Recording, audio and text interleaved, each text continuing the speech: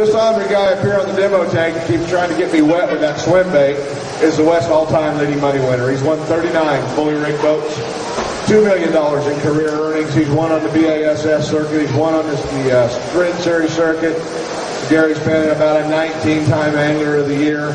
He's won the One Bass Western Classic 3 times. He's the all-time leading winner in One Bass. He's got 14 victories in One Bass. Just last week he was 10th at the kickoff Sprint Series tournament at Lake Shasta. And this year at the show he's been hanging out in his own booth this year, showing all of you his new Dobyns rods. Gary's designed 42 rods that have basically come out of his rod locker. They're the rods he uses and the rods that he's designed, all specialty rods. He's got a booth located over there in the second aisle right next to Lama Glass. You get an opportunity. He's going to tell you a little bit about the rods, but you get an opportunity to stop by and take a look at the new Dobyns rods. They're going to be in a pro shop in the next few months. So great looking rod, a lot of fun. Ladies and gentlemen, please welcome the West all-time leading money winner from Yuba City, California, Mr. Gary Dobyns. Thank you, guys. Thank you. Gosh, it's a lot nicer day outside today. I walked out this morning. It was actually pretty warm. We've been about to freeze to death. And I got to fish after last week. And the last day of the tournament was 19 degrees with a 15-mile-an-hour north wind. And I tell you, I thought I was going to freeze to death. I caught a bunch of fish, but I didn't catch the right ones. I actually fell down in the tournament standings, and I fell from 10th. But it was still a good start to the year, and I caught a bunch of fish, so it was a pretty good tournament. Well, I'm glad you guys made it out today. I actually, anytime you guys come to the sports shows, I always like to talk about new products first. There's several new products I want to talk about, and then, I'm going to show you some techniques. And I'm going to finish up showing you some techniques that work day in and day out. We've had a really high-pressure system lately for the last several weeks. High-pressure system, blue skies, high barometer, really tough fishing conditions. And I'm going to show you some techniques that will work really good in tough conditions. But it's also the techniques that you need to use if you're going to teach your kid to fish. If you're taking kids out fishing, they've got to get a lot of action and they've got to get some bites. And I'll be happy to show you some techniques that work day in and day out pretty much everywhere we go. First, I want to start off with some, new products, some new rods, reels, lures. First one I'm going to grab is this big old swim bait right here. It's made by Spro. It's called a BBZ swim bait. It comes in 3 different colors. This is a matte finish, which happens to be my own personal favorite. I don't really like the super shiny bait. But, they've got a shiny trout, a matte trout. We got one we call a silverfish. Like I said, I don't really like the shiny ones as well as I like the matte ones. But the shiny ones are #1 sellers. They're beautiful. You put a good clear coat on them, and they're just a gorgeous bait. Catch fish really good. We've got 3 different, we call them depth ranges. We've got a slow sink, a fast sink, and a floater. I'm going to take a minute and pitch this floater in here. It's what we call a wake bait. As I reel that, the bait stays strictly on the surface. But you see how that tail really, really swims full? It looks like it's either a feeding trout up on the surface looking for bugs. It also could be a hatchery release trout. A lot of times they kick them out of hatchery trucks. They sit there and they swim on top of the water. It's really a bad deal for them because, they're looking like they're crippled or injured. The bass is set down, and, they really smoke them. I catch a lot of fish on wake bait. This is my favorite right here. I throw it on big line, normally 20, 25 CXXP line. You can do a couple different things with it. You can sit there and you can reel it along, but you can stop it. You see that bait still floats really good. You can switch it. There's just a lot of things. You can pop it really hard. See the bait spins all the way around. There's a lot of things you can do with these baits. The other one I throw a lot is the fast sink. Even the fast sink doesn't really sink all that fast. It's a great bait to fish 4, 5, 6, 10 foot deep. But it really does a good job. It's a really good lifelike trout imitation. It's actually a really good price. Some of these guys are going to raise their eyebrows now, but we pay $100, $150 sometimes for a hard-bodied swim bait. We'll put this one out at retail for $39.99. So it really is a good buy, even though it probably still sounds a little bit on the expensive side. Sitting here looking at me like, $40 is a good buy? You got to be kidding me. But it really is for bass fishermen are about half nuts. We got to have the best. If we think we're going to catch a fish on it, we're going to find some way to buy one. But a really good swim bait reel. If you get into these bigger reels, it just makes casting so much easier. And for everybody that thinks they can throw a swim bait on a flipping stick, if you're really serious about throwing a swim bait, you need a swim bait rod. It just works you to death. I mean, if you throw a swim bait on a flipping stick for an hour, you're wore out. And I mean, I can throw it for 8 hours on a regular swim bait rod, and I'm still, it just loads up, it casts so much easier. You know, I was throwing a Huddleston up on Waterville on Tuesday, and I was easily throwing that bait 150 feet with this rod. It is an 8.5 foot swim bait rod. It's the only swim bait rod out there. Somebody kill him, my fella. It's the only 8.5 foot swim bait rod on the market that I know of. There may be another one, but I don't know one. And when I started putting my line of rods together, I wanted to do some different things than what other people are doing. It's not tournament length. You know, most of our tournaments we're limited to an 8-foot rod. But FLW doesn't have that restriction. We can throw whatever we want. I throw 10-footers if I want. So I made an 8.5 footer, but a lot of your swim bait fishermen are trophy hunters. They're fishing for that, 10, 12, 14-pound bass, and so they're not really tournament fishermen. So I'm trying to go after guys that aren't always good tournament fishermen, which is what I am. I am a tournament fisherman. But in FLW, I could use this rod in one bass. I would not be able to use this rod. But we got the Spro bait, another good bait that's really just starting to come out here on the West Coast. I'll just go quickly. This is a small, it's a brand new Ruku Junior. It's a bait that's designed by Roland Martin for fishing grass. Great bait for fishing like Delta and Clear Lake. Even though they've killed basically all of our grass in Clear Lake now. They've sprayed and poisoned the grass enough that you couldn't find any grass this last year. If they continue with that, Clear Lake's going to go back like it used to be. We're going to have a lot of algae again. The shad population is doing very well. The fish are doing very, very well in there, and they've killed out all of our grass. But rattle baits are great bait to throw if you're fishing around grass. Like I said, this is a little Ruku Junior. Roland Martin designed it. They've got the regular Ruku shad. It's a good size bait. It's quite a bit bigger than this one actually. I'm going to talk a lot about this bait in a minute, but one of the things I'm going to really get into talking about kids and talking about getting bit all the time is if you fish worms. Worms are your go-to on the toughest day of the year. You grab a worm, and I mean Robo makes the best in the business, and they've got a new one out. It's both a new body style and a new color. This is a 4.5-inch straight tail, but it's a fat boy. And they've also got a 6-inch straight tail that's a fat boy. And they made it for a dart head worm.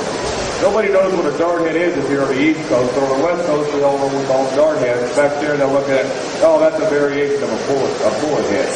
But we call it a dart head. And but when you slide your worm on there, it always splits the heads up on our worms. So Robo made one, a little bit fatter, a little bit bigger body. We call it a fat boy, and now it's an absolutely awesome dart head worm. It's also a new color. It's a great color, clear water, slightly dingy water. It works well in both, but it's a great clear water. And they're calling it Prism Straw. And Robo doesn't come up with a whole lot of new colors. I mean, they really keep their colors down. And like I said, they're robotically poured. It's not like a hand-poured bait. It's consistent every time. And Prism Pro, I actually have a few with me if you guys would like to take a look at them. It was a really hot bait at Shasta. When I was demo testing my rods last Tuesday, we was up in Orville, and in like 45 minutes, I just tested my spinner rod.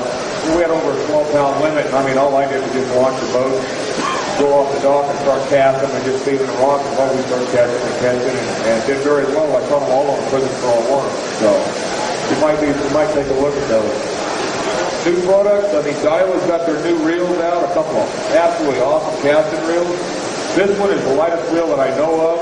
It's a 5.9 ounces. It's called a Steez. They did a pretty good marketing campaign on the Steez. If you guys want to see one of the reels, I mean, I've got one here just to show you. Yeah, it's a little bit on the pricey side. It's $500. And it's pretty cheap, really, huh? It is a little price side. It's a super high-end reel. It's absolutely awesome. And I got one here just to show you. If you get a chance, you want to see it, be sure to stop by. New product still. My favorite bait casting reel of all time, the Zillion. They make it 6.3 and 7.1. really small, fit your hand very well, but it's still got a big spool, carries a lot of line. Absolutely awesome reel. If anybody's looking for a new casting reel, I personally love the Zillion. The Steve's is awesome, but $500 for a casting reel would like to get two of these for the same money. This is the reel right here. And last and certainly not least, I hope, is a line of rods that I've been working on for about a year. I've got 51 models. I've got anything you can think of. 5 swim bait rods. I've got 2 different frog rods. You know, big like the spinning rods. I cover everything from 6, 8, 7-footers, 7-3, 8-foot cranking sticks, which is kind of unheard of just about. 8 up to 8.5-foot swim bait rods. We're trying to really step out of the box. We got everything standard, but we've got a bunch of these kind of out there a little ways rods too. Not just tournament fishing rods. You guys, please stop by and see us. We've got a booth right over there. Just come in the door at aisle 3100. There's a bunch of guys over there. I'll be over there as soon as I hop down off this tape. I'm here to talk fishing, and please stop by and take a check out my new rods. Just about any dealer that you can think of will be carrying them, but I'm about 60 days out, so I can't tell them to you right now. But and again, any of us running around, anybody that's crazy enough to run around in one of these shirts like this, we're here to talk fishing. We're here to work with our sponsors. We're here to talk fishing. Just come up, ask us questions. We'll be happy. We get to fish a lot. I get to tournament fish a lot, so I'm always up with a new technique. And just stop by and chat. If you're having trouble catching a fish on a bait, I just had to teach Lee Thomas how to rip over there 5 minutes ago. He told me he caught 16 bites and only caught 8 of them. And I said, well, what are you doing? How you miss 8 fish? You change the hook? No. Well, he said, you deserve to miss half of them, You got to change it, put a number 4 Gamma God cylinder on it, and, he'll catch 90+% of his fish. Guys been tournament fishing twice as long as I have, and, I can still get him a tip, and I'll be happy to do that for you guys. I want to talk about the technique.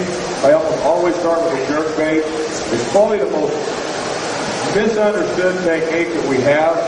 I get more questions about this technique than all the rest of them put together. Everybody believes that throwing a jerk bait is hard. And actually, I think it's probably one of our simplest techniques.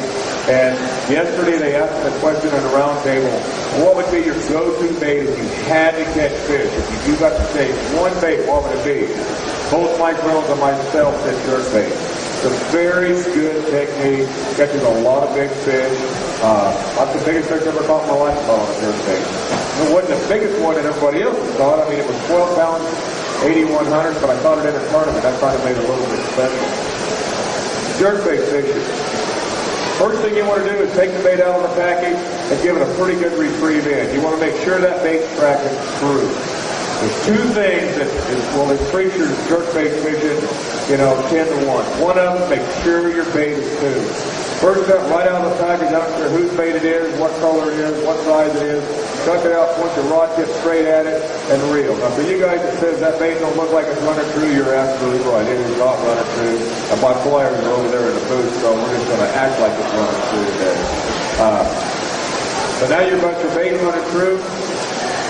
Throw it out, reel it down. You get it down 4 or 5 feet. Pop, pop, pause. I hate that part of that foam rock they got in the middle and grabs my jerk bait. Pop, pop, pause. Pop, pop, pop. 1, 2, or 3. All you're doing is you're trying to make that look like a circle or injured bait fish. If you want to pop it 4 times or 5 times or 1 time every time, it doesn't really matter. I get to fishing and I just get a case going. And I hit it 1, 2, or 3 times. Now, how long do you leave it set between pause? It really depends. Clear Lake Boy, I always leave the bait set the longest. Pop, pop, pop, pause. If I let a bait sit there for 4 to 5 seconds, that's an extremely long time for me. Most of the time, 1 to 2 seconds, and I'm retrieving it again. If you want that bait to stop dead in the water, pop, pop, pause. Put a little bit of slack back in your line. This is the other thing. 2 things. Make sure the bait's tuned. Make sure you put a little bit of slack back in your line between the pauses. You want that bait to jerk, and stop.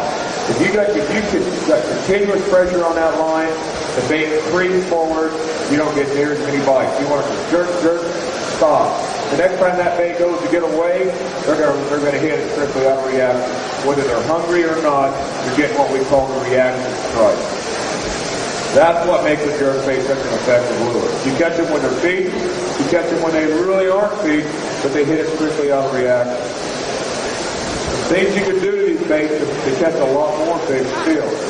You know, this is my deep dive jerkbait. I'm trying to fish it down. My goal is I want it over 8, preferably 10 feet. There's no baits on the market. You just can't get baits to run 10 feet right out of the box. You've got to go a little softer up on them. So, hey, stranger.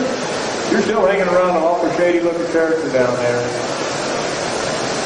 There's a couple things you can do to really get these baits down.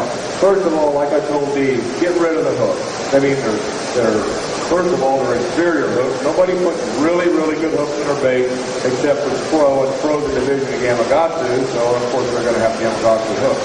But most of the companies, hooks are expensive, and that's how they cut costs, and they put, you know, terrible hooks on it. I wish they wouldn't put any hooks on it, just save me the trouble of taking them off.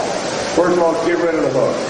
And these that come on it are kind of a combination, 6, maybe even close to a 5. Get rid of it. Put number 4s on it. Put a little bit bigger hook. I always try, if I'm cranking or throwing a jerkbait, I put as big a hook on there as I can get away with without changing the action of my lure. You know, you can't put number 2s on this, the lure's not going to run right. But if I could, I would. I want as big a hook on there as I can and still maintain my action. I know for a fact I fish this bait all the time. Number 4s are perfect for it. The next thing I do, everybody knows what a storm suspend dot is? Little dots of lead that you buy in a package. You buy a bunch of them in one package. It's made by Storm. I take 2 suspend dots and I put them right here on the bait, right here underneath the bill, right where the bill connects to the body. I'll put 2 of them there. Just make sure it's a little bit clean.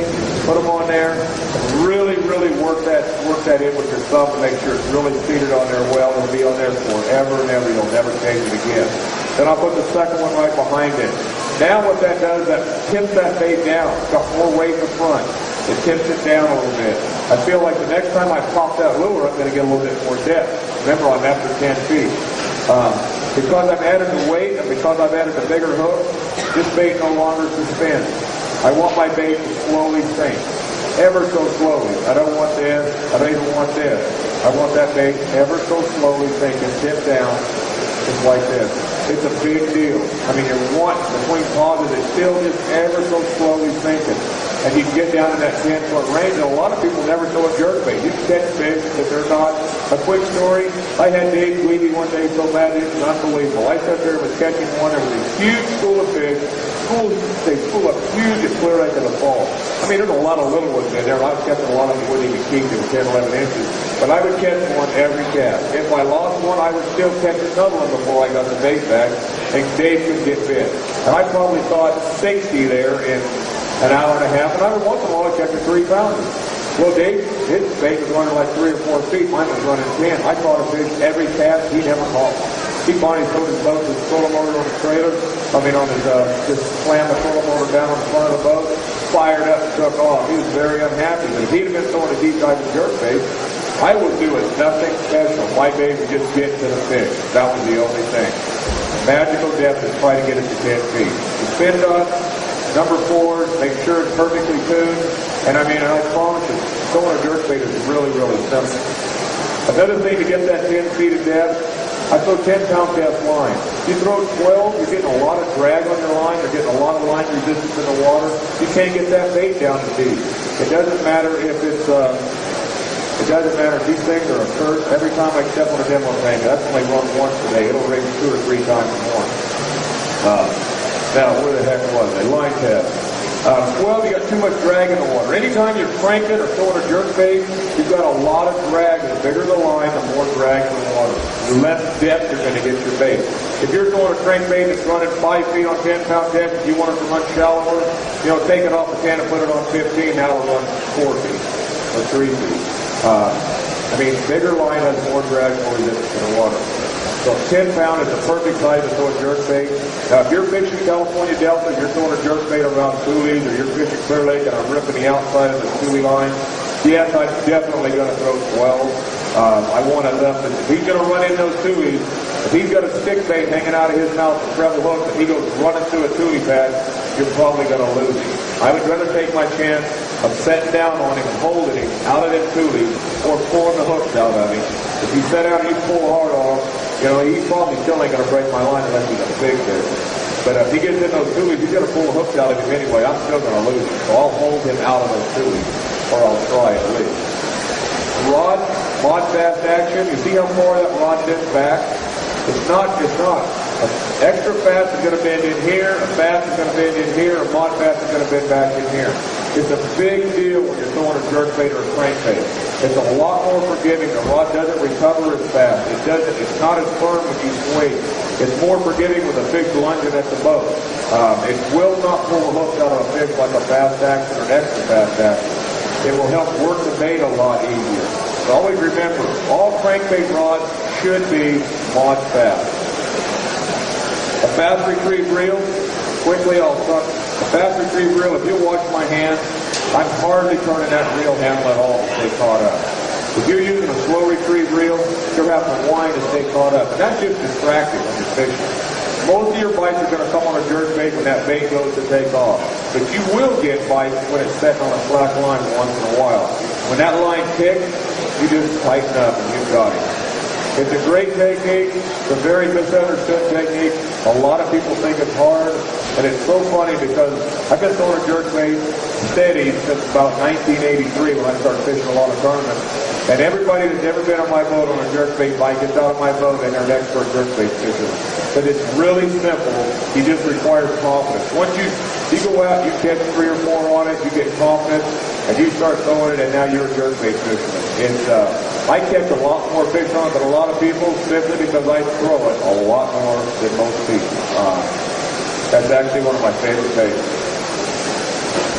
Trust me, I'm not going to talk in depth about all the other baits as much. You guys will be here till midnight tonight, but I always try to cover jerkbaits a lot because I get so many questions. It's such a misunderstood technique. My next favorite lure is spinnerbait. There's not a lot of things with the spinnerbait as far as colors. You know, I throw white, chartreuse and white by far is my most popular color. This here is just a good purple illusion. It's a good shad color. I've got a 4 and a 4.5 blade on this. You know, if I'm throwing in really clear water, I might throw nickel blades. If I'm throwing in slightly stained water, I'll always throw gold, nickel, or tandem gold. My favorite Delta spinnerbait, I throw it 95% of the time, maybe more than that, is chartreuse and white with double gold. If you're ever in doubt on the Delta, chartreuse and white double gold. I throw a few painted blades, usually a dirty water situation, or for some reason a lake shad. If you're not throwing a white on white spinnerbait in the fall, you're gonna get beat. That is the bait up there on lake shad in the fall. White on white, white skirt, both white blades. I throw almost 100% of the time a half ounce. I went through a phase there for a while where I threw a lot of 3/4, but I'm back to throwing a lot of halves. The thing about a spinnerbait, colors is pretty simple. Like I said, shad, white, chartreuse, white or chartreuse, red on the California Delta, red and gold blade is a really good color. But what I'm really thinking about more is my blades more than anything. There's always little tricks you can do to lures. With blades, a bigger blade is going to grab more water and it's going to have more lift. So this is a 4 and a 4.5. If I put a 4.5 and a 5 on here, this blade's going to run a lot shallower. Fishing in a Delta, that's a good deal. If you're fishing in Frank's Crack or Big Lake or Sherman Lake, you're fishing a lot of shallow water. You don't want small blades so the blade sinks really fast. You'd have to throw like a 1/4 ounce or something like that. Now, I don't want to throw a 1/4. I want to throw a half, but I want my blades running shallower. So I'll just simply put a couple of bit bigger blades on there, and I'm in business. But on the other side of that coin, this time of year, fishing Orville, Shasta, all of our reservoirs, Berryessa, you know, we're trying to slow roll. Slow roll, simply that. And just get that spinnerbait down there as deep as you can. Slowly crank that. I just want to keep it moving to where the blade spins. I want to try to fish at 10, 12, 15 feet deep. We call that slow roll. It's a fancy name for really the spinnerbait is really slow. That's all it is. But with bigger blades, I'm going to get too much lift. So therefore, I'm dropping down. I might put a lot of times I'll put a 4 and a 4.5. A lot of times I'll even run a pair of number 4. I don't want a lot of lift in that bait. I want to get it down. Really a lot of times the dips are getting bit or not getting bit. Line test. Occasionally I'll throw 12 if I'm really trying to slow roll and get down deep. Most of the time I'll throw 15. If I'm fishing Delta or Clear Lake, I'll throw 20. I will throw a lot of Power Pro in the Delta or Clear Lake on my spinnerbait. And you haven't lived and you've got spit and Power Pro on spinnerbait. There's no stretch. Every bite feels like you just got slugged in your arm. You just can't help it. You can't help it. You sit there and I say, I'll bet somebody $100 the first bite you get on Power Pro that you will set the hook. You cannot keep reeling. That fish hits it, I guarantee you're going to swing. You can't help yourself. It's such a ferocious bite. Absolutely awesome. 50-pound test Power Pro, like 10-pound test mono. It's not very forgiving. I would never let a kid fish with Power Pro. It'll cut you very bad. You never, ever want to wrap it around your hand. It'll cut your hand off. It's very, very dangerous line. It's awesome. I fish a ton of it, but you just have to know going into it. You never, how all us fishermen wrap the line around our hands with corn trying to break it off. You do not want to do that with Power Pro. I promise you, you will only do it once. But it's absolutely awesome. If you're fishing Power Pro, you need to tie a knot that we call a double Palomar. With Power Pro, all braided lines are slick and they split. So a lot of guys say, oh, I broke it. Well, you probably didn't break it. You probably slipped it out of your knot. You need to tie a double Palomar, and all that simply requires is going through your loop and going back through your loop again and tying a regular Palomar. We call that a double. Anybody that didn't get that, sometimes I don't explain it really well, I'll be happy to show you any knots that I talk about, baits or anything else as far as that goes. You know, I said mod bass a while ago. See that rod? It bends way farther forward to the tip. We call this a fast action. A lot more power, a lot quicker in the hook set. Like for a jig rod. A jig rod you would never want to use something like mod bass. You would always want to use something that's fast or extra fast. You really want a little bit stiffer tip. And then when you set it, you want it to load at the end so it's really fast. What else am I going to grab here? Let's talk about the weirdest looking bait that's probably ever been made. And it's probably, I mean, there's a lot of us that, if we didn't catch fish on it, we'd almost wish that they didn't make it because it's so easy to fish and it catches so many fish. And it's the Yamamoto Cinco. I tell you, I've got my reels out over there and everybody's playing with them. Everybody's playing with the adjustment. I've got that rig wacky style. All you do wacky is you hook it straight through the middle, and when the bait falls, weightless, both ends of the bait work as it goes down. Tremendous action. It's hard to believe how many fish I catch with this bait every year. The best hook that I've ever found is the finesse white gap made by Danny. But I like it with a little weed guard. I can fish it in the grass, I can fish it around willows, I can fish it around cover. This bait is double deadly bridge piling. Standing timber, grass, where you can let it fall down beside something. Probably the best is willow bushes. How we get the lake start coming up in the spring, and the fish moving into the willows like crazy. See, I'm just letting that fall on a flat line. Once it gets to the bottom, however deep you want to fish, I don't most generally fish it more than 15 feet deep because I don't want to wait for it to sink that long. But once it gets to the bottom, I'll pick it up, make sure that I haven't got fish just sitting there with it. I might shake it a little bit, make sure one's not looking at it, and I will simply reel in and make another cast. I use this bait as a fall bait, and I cover water with it. Pick it out, let it fall. It's a great bait for kids. They will catch a ton of them. You get a lot of bites.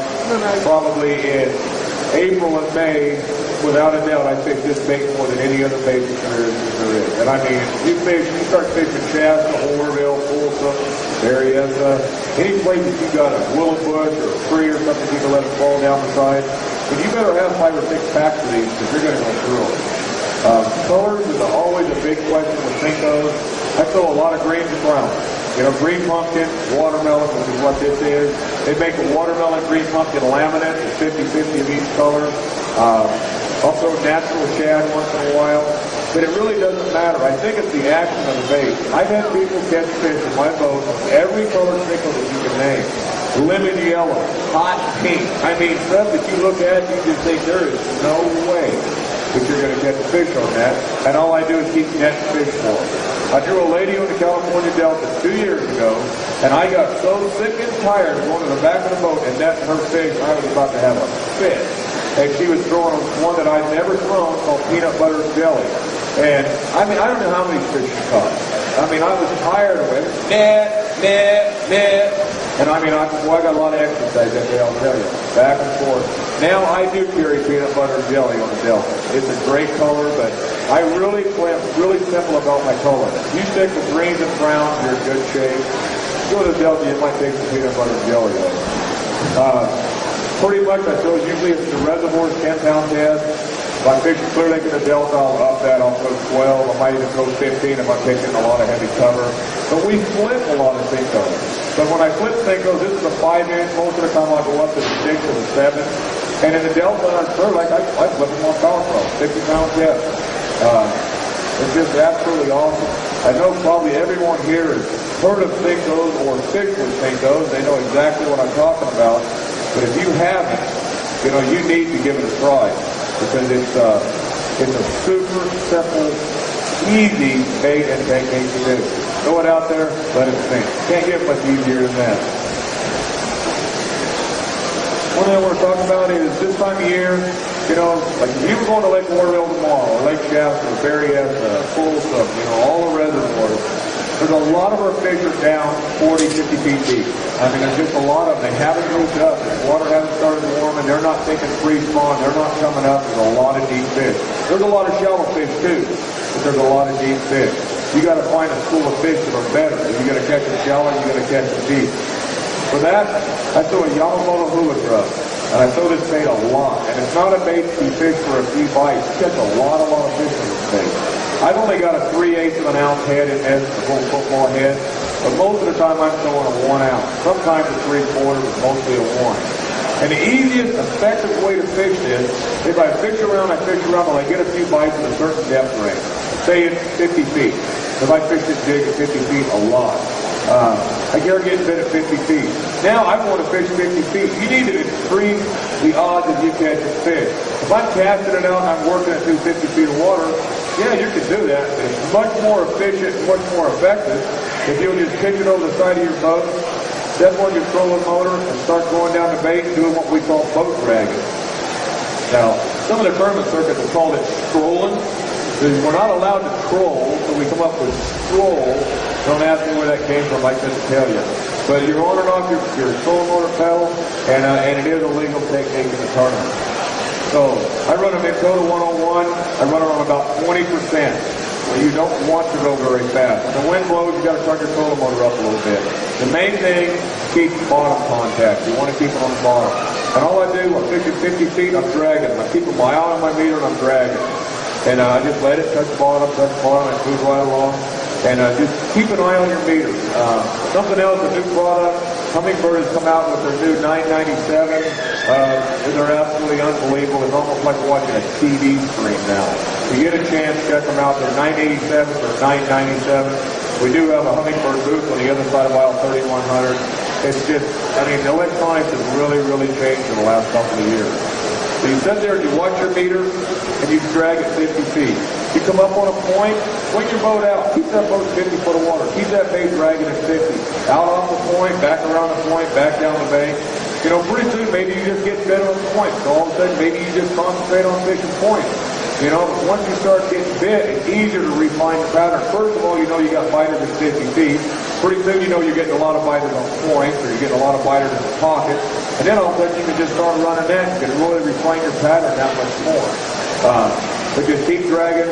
The good thing about fishing a big jig, it's easy to keep on the bottom. When you get bit, you get bit. The bass, they suck their bait in, they clear the water through their gills, and they can pick up a 3/8 or a 1/4 ounce, even a 1/2 ounce jig. A lot of times you won't even feel them pick it up. You throw a 1 ounce jig, you'll feel them pick it up, trust me. They can't just suck that bait up off the bottom. They got to get it.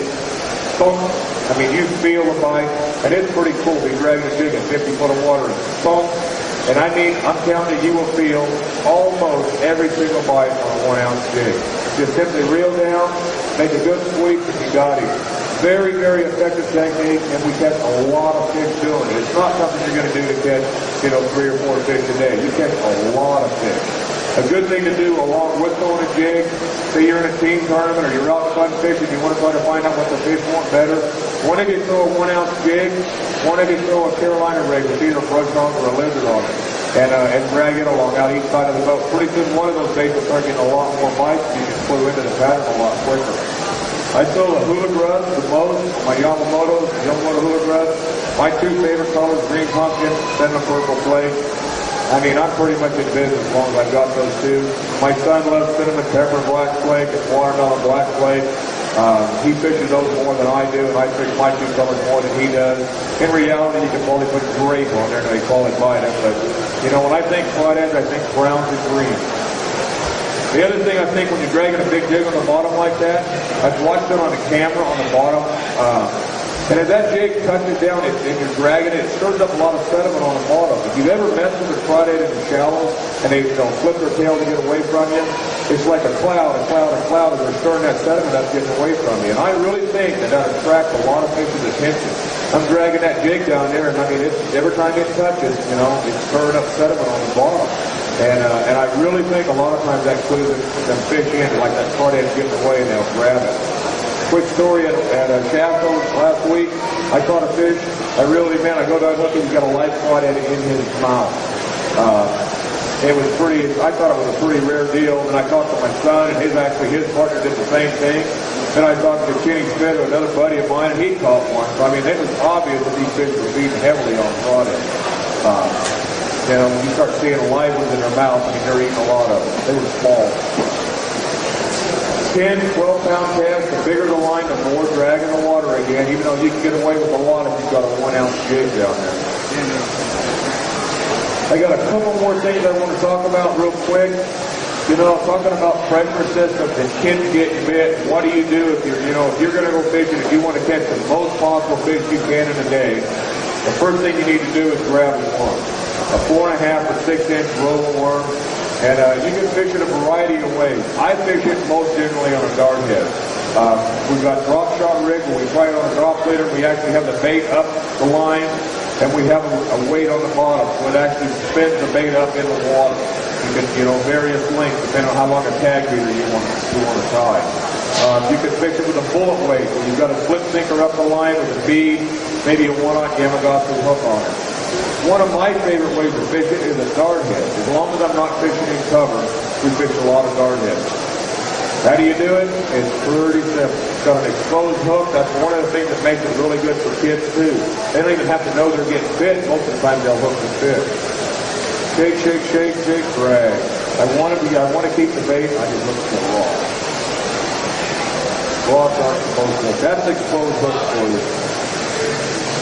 Who wants to bail me out and walk down to the end of the tank with that thing undone? Any of you guys want to be nice? Who wants to help me out? You can reel it up, it should pop right off, and I just barely reeled it into it. All you want to do is you want to throw that out, shake, shake, shake, lift and drag. Shake, shake, shake, lift and drag. Cool. Thank you very much, bud. Appreciate it. Foam rocks are terrible. Throw it out, get it on the bottom. I throw a lot of 3/16. I throw a lot of quarters. I fish it really shallow. I won't throw an 8. I throw 3/16 more than any other size. Shake, shake, shake, lift. This thing catches a tremendous amount of fish. Lake Shasta last week was tough. It was very tough. Every fish I weighed in that tournament, I caught on a robo worm on a 4-ounce dart head. I fished the first day like 30 feet. And I just didn't do that well. I didn't catch enough fish. I got through the first day. The rest of the tournament, the next 3 days, I fished between 50 and 70. Every single fish I caught on a dart head. You know, it was tough. It was high pressure. It was cold. The last corner was 19 degrees. Like a froze death. And it was just hard getting bit. So, you know, I'm no different. I mean, I got to catch fish. I'm going to go to the bait that's going to catch them the most.